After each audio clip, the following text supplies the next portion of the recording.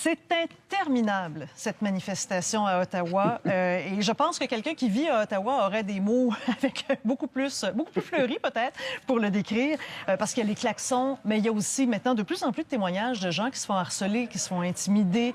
On évoque même une tentative là, de mettre le feu dans un building où les gens se plaignaient des manifestants et du bruit, entre autres choses. La manifestation, elle a été déclarée illégale hier par le maire, mais on a l'impression que la police est incapable de disperser les manifestants malgré les outils qu'on lui a donnés. Hélène, qu'est-ce que vous en pensez? Je dis, les policiers ont demandé à l'aide aujourd'hui. Ils disent, écoutez, on a eu des renforts, c'est pas assez. On a besoin de 1800 policiers de plus encore. Oui, ce qui équivaudrait quasiment à faire doubler les effectifs de la police d'Ottawa, qui a déjà reçu à peu près 275 policiers de la GRC en plus.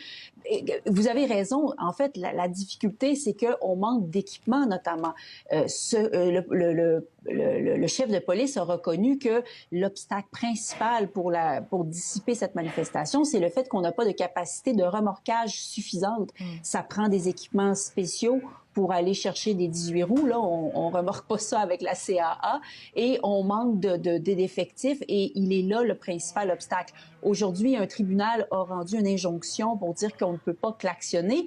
Les gens ont présenté ça comme une victoire, mais moi, je suis pas certaine de quelle différence ça fera parce que il existe déjà des règlements municipaux contre le bruit excessif et c'est surtout, encore une fois, la capacité de faire appliquer ces règlements-là qui manque. Alors, c'est de la force et du jus de bras qu'il faut en ce moment. Bien, parce qu'en réalité, mais c'est ça, parce que ce que vous dites, c'est là, maintenant, il y a un juge qui s'en mêle, mais elle est déjà déclarée illégale, cette manifestation. Michel, en fait, demander des renforts, c'est comme si on doublait le service de police. Pourtant, tout le monde dit non, ça relève du municipal, c'est à la ville de gérer, c'est sur son territoire. C'est ça qui est un peu incroyable. On a vu une conférence de presse de plusieurs ministres aujourd'hui, de plusieurs ministres fédéraux qui disaient « Ah, c'est à la ville, nous, on n'a pas grand-chose à voir avec ça, on peut aider à la coordination. » Non, mais le gouvernement fédéral, la raison pour laquelle la manif est là, c'est que le gouvernement fédéral siège à Ottawa. C'est pas juste une question de police locale, d'une part. D'autre part, il y a des problèmes techniques absolument impossibles à régler, là. Et 18 roues, quand ça met ses 18 freins hydrauliques sur les roues, ça bouge plus. Alors, il y a même la meilleure vanneuse au monde ne peut pas aller le chercher. Alors, il va falloir négocier avec ces gens-là, même si ce qu'ils font n'est pas considéré comme légal. Et il va falloir leur parler parce que sinon, cette affaire-là peut durer encore très longtemps. Mais le gouvernement ne peut pas s'en laver les mains comme il a fait aujourd'hui. C'était assez extraordinaire de voir ça. Là. Oui, on a vu au début... Pas dans le bon sens. Et on a vu au début, hein, c'était un peu même ironique, on disait « Ah, tiens, cette manifestation-là, finalement, elle a emporté avec elle l'ex-chef du Parti conservateur, M. O'Toole. » Mais là, Alec, on se demande jusqu'à quel point ça va pas durement aussi toucher Justin Trudeau. On a l'impression aujourd'hui qu'il commence à être rattrapé. En fait, ce que tout le monde dénonce, c'est son absence. Il est invisible depuis jeudi dernier. Oui, c'est certain qu'il est dû pour communiquer avec la population. Communiquer ou parler avec les manifestants, ça, je suis pas certain. À partir du moment où leurs demandes sont complètement loufoques et impossibles à mettre en application, la levée des mesures sanitaires, d'abord, ça ne relève pas d'Ottawa, ça relève des provinces. Puis les États-Unis aussi demandent la vaccination des camionneurs qui traversent la frontière. Donc, on ne va pas décider à la place de Washington. Donc, je pense pas qu'il y ait grand-chose à négocier avec ces personnes-là. Moi, je me demande pas... Donc oui, Trudeau doit être plus présent, peut-être passer un message. Moi, ce que je me pose comme question, c'est où est le gouvernement Ford, en fait, dans cette crise-là? Oui, le gouvernement fédéral siège à Ottawa, mais c'est le gouvernement Ford qui devrait venir en aide à sa ville. C'est comme si ici, Montréal était paralysé, puis que le gouvernement de François Legault faisait rien. On se demanderait où est la Sûreté du Québec. Ben OK, où est la police provinciale ontarienne? Elle a donné un peu un coup de main, mais elle est capable de faire beaucoup plus. Il y a beaucoup plus de ressources du côté du gouvernement de Queen's Park pour aider la ville d'Ottawa qu'est-ce qu'ils font jusqu'à présent. Oui, il y a eu quelques gazouillis là, de Doug Ford, s'il vous plaît. On a vraiment l'impression, Alec, qu'il fait tout pour s'éloigner de ce sujet-là. Lui, là, il bascule en élection. Là, et il ne veut pas se retrouver, finalement, avec le poids de la crise sur les épaules. C'est vrai, mais c'est sa province. Je veux dire, c'est Ottawa, là, c'est pas détaché de l'Ontario. Là. Ça reste une ville qui est à l'intérieur de l'Ontario. Après le premier rempart, qui est la police municipale, qui est clairement débordée, il faut cogner à la porte de Toronto. Il faut qu'on ait de l'aide du côté de la police provinciale. oui, la GRC a donné un coup de main, mais il faut que Doug Ford aussi soit partie prenante de cette réponse à cette crise-là, puis on l'entend absolument pas, ou du moins très, très peu. Hélène, là-dessus? Oui, j'allais dire, Alec a tout à fait raison. Je pense qu'il y a beaucoup que pourrait faire le gouvernement provincial qui n'est pas fait, notamment, et c'était une suggestion faite aujourd'hui par les ministres fédéraux déployés, c'est-à-dire de suspendre les licences de ces compagnies de transport qui relèvent souvent du provincial. On a les numéros d'immatriculation, on peut retracer les propriétaires de ces entreprises-là. On peut leur faire très mal, dire aux entreprises, regarde, tu pourras plus gagner ta croûte si tu n'enlèves pas ton camion. Il y a des moyens de pression qui peuvent être exercés, mais clairement, oui, l'élection doit jouer quelque chose dans la balance. Les conservateurs sont en général divisés sur cette question, puis on va en reparler, j'imagine. Il y a les pros et les contre du convoi, et peut-être que M. Ford essaye de ne pas trop perdre de capital politique, ou en tout cas ce qu'il en reste à la vue en prévision de cette élection printanière. Bien, plongeons justement dans les conservateurs et leur position là-dessus, parce que ce qu'au début, ce qu'on a vu avant même que la manifestation commence, c'était des messages d'appui. Pierre Poilievre, d'ailleurs, était de ceux-là. Celle maintenant qui est la chef suppléante, Candice Bergen, était de ceux-là, elle aussi. Là, on a vu M. Paulus, qui, lui, a dénoncé la manifestation en disant, là, c'est le temps que vous partiez, puis il y avait des noms très peu élogieux pour décrire les manifestants. Reste qu'aujourd'hui, on les a entendus à Ottawa dire, mais là, il faut que le premier ministre s'en mêle, mais il faut qu'il lève cette obligation vaccinale. Alors, ils disent, oui, ils doivent partir, mais le gouvernement doit céder. C'est ce qu'ils disent, finalement, Michel. Oui, et de toute façon, pour tous les politiciens, c'est une patate chaude qu'ils ne veulent pas toucher. C'est beau, c'est vrai pour M. Trudeau, c'est vrai pour le Parti conservateur, c'est vrai pour le gouvernement de l'Ontario. Alors, sauf qu'à un moment donné, il faut qu'il y ait un leadership quelque part et quelqu'un qui l'exerce. Et c'est certainement pas le parti d'opposition officiel qui est en train de l'exercer parce que, jusqu'à un certain point, vous l'avez dit, plusieurs des têtes d'affiche de ce parti-là sont plutôt d'accord avec la manifestation puis disent de toute façon, ça nous fera pas de tort parce que, quelque part, c'est Trudeau qui est le gouvernement, puis c'est de sa faute à lui. Donc, c'est lui qui est dans l'embarras, finalement. Oui, mais je pense que si la politique, c'est juste d'embarrasser l'autre, je pense que c'est un petit peu plus compliqué que ça, puis que ça donne une mauvaise image à toute la classe politique, y compris au Parti conservateur, ça, c'est clair. On a vu une sortie aujourd'hui du chef du NPD, Jacques Meeting, qui est arrivé avec un autre type de message. Lui, il demande un débat d'urgence aujourd'hui. Il s'inquiète surtout, c'est le volet ingérence possible étrangère, des dons qui proviennent des États-Unis. On va l'écouter là-dessus.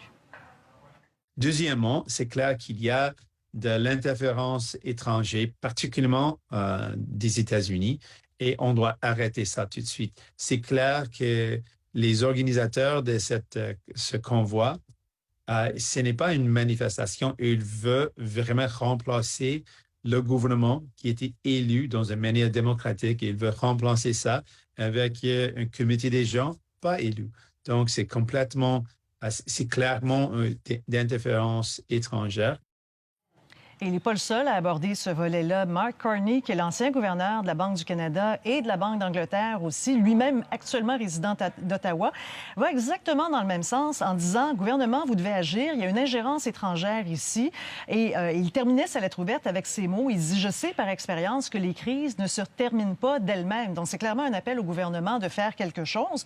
Faire quoi sur ce volet-là, Alec? D'abord, les parlementaires ont demandé en comité de recevoir les dirigeants de GoFundMe pour savoir un peu comment fonctionne leur plateforme. D'où est venu l'argent? Est-ce que l'argent va être redistribué? Depuis, GoFundMe a dit non, on va redistribuer l'argent, on va rembourser les donateurs. On ne va pas prendre l'argent puis la donner à différents groupes. Mais ça serait intéressant de les entendre quand même pour savoir un peu s'ils ont la provenance géographique de ces dons-là, les fameux millions de dollars qui ont été versés. Parce qu'avoir les tenants républicains aux États-Unis, que ce soit au Texas ou en Floride, dire à quel point c'est donc grave que GoFundMe ne distribue pas l'argent, ça montre à quel point il y en avait beaucoup de donateurs américains républicains anti-mesures sanitaires. Même Trump a dénoncé ça, imaginez. Ben oui, donc il y a clairement de l'argent qui vient de l'étranger. À quel point c'est difficile à établir, peut-être qu'avec un témoignage comme les propriétaires, les présidents de GoFundMe, on pourrait en avoir un peu plus d'informations, mais qu'un comité parlementaire se penche là-dessus me semble la moindre des choses, parce que même le chef de police d'Ottawa a dit c'est clair qu'il y a dans cette organisation-là de l'argent qui vient de l'étranger, des organisateurs qui viennent de l'étranger. Donc, quand le chef de police dit oui, on a les preuves à cet effet-là, il y a quelque chose d'inquiétant. Michel, vous avez le chapeau aussi d'analyse de politique américaine. Il y a bien des observateurs ici là, qui regardent ça puis qui disent, mais ils se mêlent de quoi, les Américains? Qu'est-ce qu'ils font, en fait? Ben, je veux dire, la droite américaine, la droite religieuse américaine en particulier, a toujours eu des liens avec le Canada, puis a toujours eu des atomes crochus avec certaines organisations. Alors ça, c'est pas nouveau. Ce qui est nouveau, c'est le sociofinancement, le GoFundMe. Mais M. Trump a tweeté aujourd'hui en disant cette espèce d'idiot de Justin Trudeau est en train de se faire avoir par ses camionneurs, puis c'est une bonne chose. Il a toujours détesté Justin Trudeau, mais effectivement, il y a quelque chose de quasiment romantique pour la droite américaine de dire les camionneurs du vrai monde qui vont à la colline parlementaire, ça c'est une bonne chose, à condition que ça ne se passe pas chez eux évidemment, mais vous savez, dans les 3 millions et plus de personnes qui ont regardé la vidéo de M. Poilievre, je suis très très surpris de savoir combien il y a d'Américains, je pense qu'il y en a plus que de Canadiens, et quand on voit ce que certains médias américains dont Fox font avec ça ces temps-ci. Bien, vous parlez de la vidéo de M. Poilievre parce qu'on est dans un esprit, justement, de course à la direction du Parti conservateur. Elle a été regardée, mais des millions de fois, cette vidéo. Si nos téléspectateurs ne l'avaient pas vue, voici un petit extrait.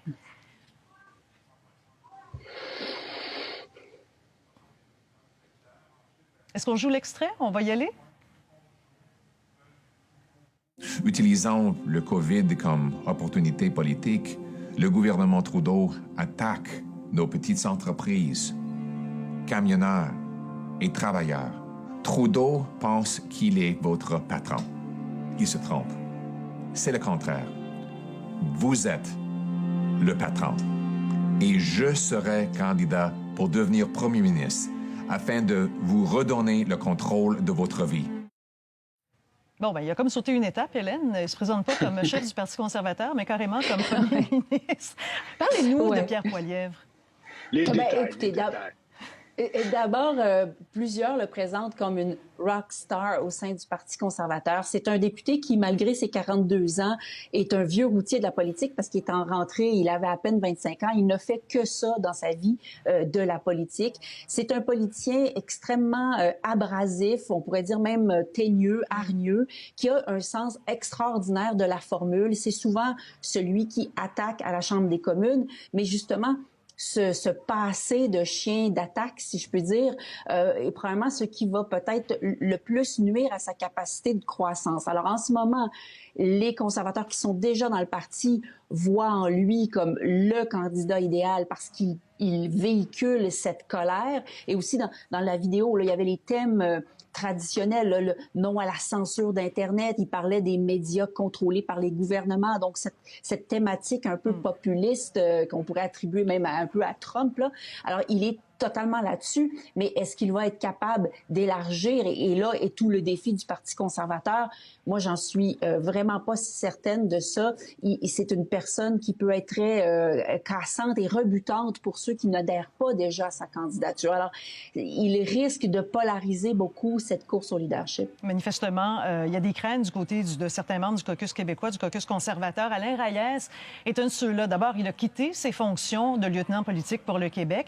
Il dit maintenant qu'il veut unifier le Parti conservateur, mais surtout défendre le côté progressiste, centre-droit, en soulignant le mot « centre » ici. Il n'est pas le seul, M. Paulus aussi, mais les deux ont évoqué le nom de Jean Charest comme un candidat intéressant à la chefferie. On les écoute. C'est un personnage important de la politique canadienne. S'il veut venir dans la course, bien, écoutez, ce sera un candidat exceptionnel pour faire des débats très intéressants. C'est un ancien premier ministre, il a été chef d'un parti au fédéral, il connaît la joute, c'est une machine politique, clairement. Il maîtrise parfaitement les deux langues officielles, comme tout le monde sait. Il connaît le Québec parfaitement, puis le Canada. Bon, ils ont l'air d'être en campagne de séduction pour essayer de convaincre Jean Charest. Est-ce qu'il peut se laisser convaincre, Alec? Ce qui peut se laisser convaincre. Il y a des différences un peu par rapport à il y a 2 ans, lorsqu'il avait décidé de ne pas plonger Jean Charest. D'abord, le caucus du Québec est désespéré. La dernière fois, il ne l'était pas. Il y avait Peter MacKay qui était là, qui représentait les Red Tories, l'aile un peu plus progressiste conservatrice. Il a perdu. Il est donc attaché à une défaite et c'est loin d'être certain qu'il a le goût de se présenter. Donc, les députés du Québec et même des Maritimes se cherchent désespérément un poulain pour faire face à Pierre Poilievre qu'ils ne voient pas comme étant du tout de centre droit. Et donc, il y a certainement encore plus d'appels du pied que la dernière fois pour Jean Charest. Donc là, ce qu'on essaie de faire, c'est de monter une équipe pour Jean Charest hors du Québec. Parce que maintenant qu'il y aurait l'appui suffisant probablement au Québec, c'est qu'il ne peut pas gagner seulement avec le Québec et les Maritimes. Ça y prendrait des appuis dans l'Ouest. Donc, c'est ça qu'il est en train de tester pour voir si ça va lui tenter ou non. Moi, je pense qu'il va y avoir une course de toute façon parce que Pierre Poilievre ne sera pas couronné. D'abord, les pro-vie, les anti-avortements du Parti conservateur, étant donné que Pierre Poilievre est un pro-choix, vont certainement essayer de se trouver, eux, un poulain pour l'affronter, pour mousser leur agenda, comme ils l'avaient fait la dernière fois avec Leslie Lewis puis Derek Sloan. Donc, je pense qu'il va y avoir quelqu'un. Tasha Sheridan, la chroniqueuse du National Post, qu'on a déjà eu ici à Radio-Canada comme analyste, réfléchit sérieusement à se lancer. Oui, elle a tweeté d'ailleurs, juste avant qu'on aille en ondes, hein, et vraiment, elle commence à parler un peu de sa vision, le rôle qu'elle pourrait jouer pour unifier le parti. Donc, clairement, là, elle essaie de faire mousser son nom, là. Bien, moi, je pense qu'il y a clairement un favori. Je pense que Pierre Poilievre est favori parce qu'à l'intérieur du parti, Hélène a raison, c'est quelqu'un qui est très bien vu par les membres.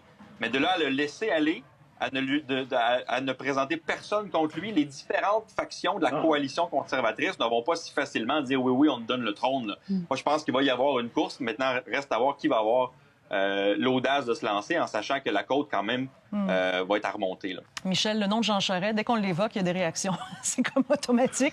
Et on pouvait le voir d'ailleurs, hein, dans les réseaux sociaux, il y a des gens qui disent, voyons donc, Jean Charest, ça n'a pas de bon sens. Il y a une enquête qui n'est même pas terminée à son sujet. Il y a quelque chose de toxique qui est lié à ce nom-là.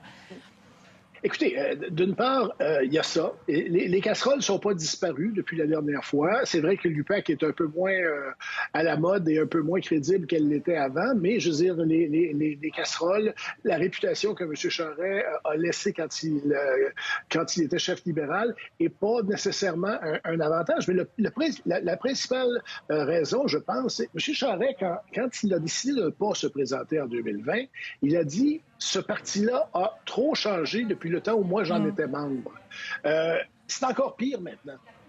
Il a viré un peu plus à droite, le Parti conservateur, et s'il élit M.